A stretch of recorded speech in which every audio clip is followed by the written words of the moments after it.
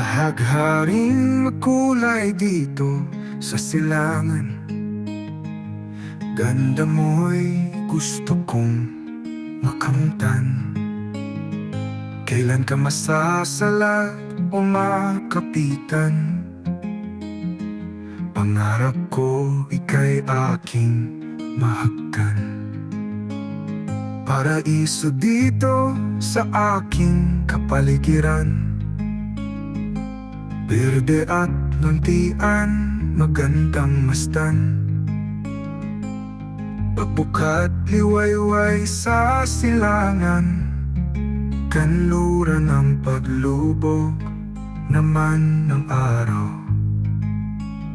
Mula pagsilang, ikaw ang aking karamay. Ikaw rin ang kalaro sa maghapon.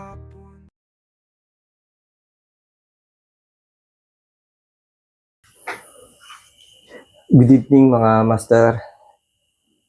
Ang gagawin natin ngayon, hahanguin natin ngayon yung mga ginagawa nating vinegar. Unahin natin ito.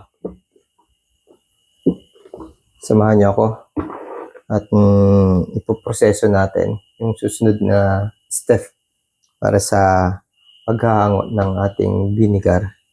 Tara.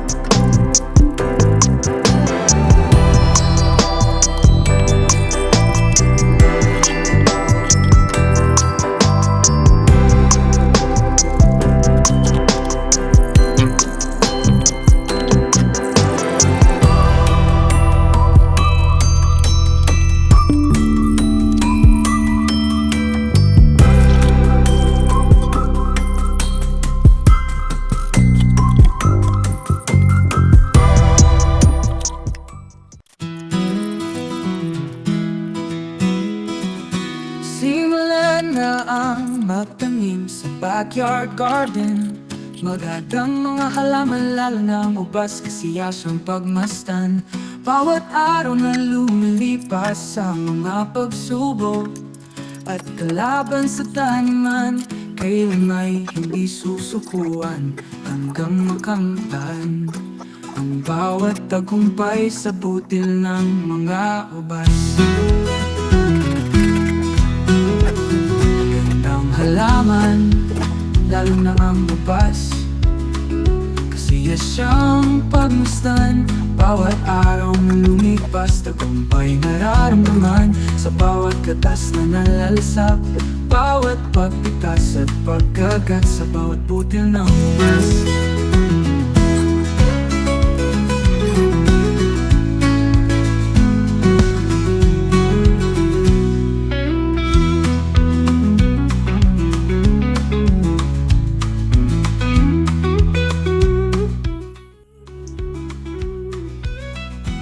Magandang halaman, lalo na ang ubas, kasiya siyang pagmasdan. Bawat araw na lumipas, tagumpay nararamdaman sa bawat katas na nalalasap, bawat pitas at pagkagat sa bawat butil ng ubas.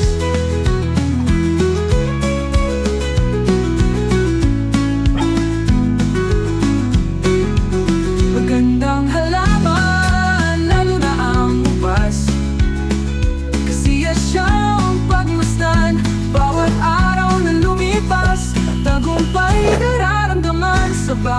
katas na nalalasa, bawat pagpitas at pagkagat sa bawat util ng ubas. Bawat pagpitas at pagkagat sa bawat util ng ubas. Bawat util ng ubas.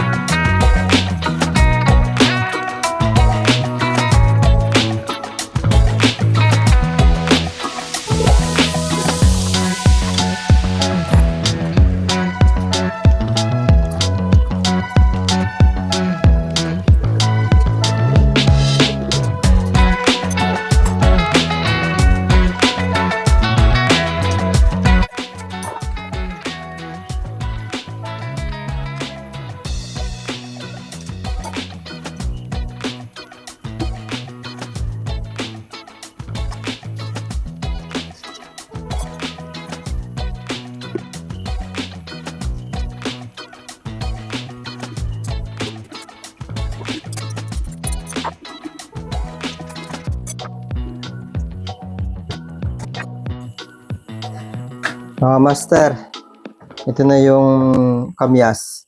May napansin ako sa kamyas. Hindi siya kasing asim nung ibang mga ginawa ko na fermented. Matamis siya. May sarap, may ibang sarap siya eh. May konting pakla. Naisip ko, parang perfect ito na i-produce na as a wine. Diretso ko na siyang wine. Dapat Sabado ako gagawa ng wine. Bumili na ako ng apple para sa wine. Kasi dalawa yung, iniisip ko kasi kung ano pa yung isang gagawin kong wine. Dalawa kasi yung dapat kong gagawing wine kasi dalawa din yung aking yeast na binili na pang dalawang product. Ito yung isa sa naisip ko na ituloy na produce na wine. At yung vinegar, yun na lang isa. Tapos gawa na lang ako ng susunod na vinegar.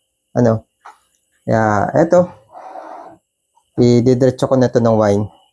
Ito yung ating rambutan. Napaka-asim ng rambutan. Matamis na maasim na may something na ibang taste. Mawiwili talaga akong gumawa ng mga ganitong suka. Kasi talagang masarap. Yan mga kaibigan, mga master, kita tayo sa susunod na video doon sa Kamyas Wine. Tapos Sabado, samahan nyo rin ako, gagawa tayo ng apple wine. Bye-bye at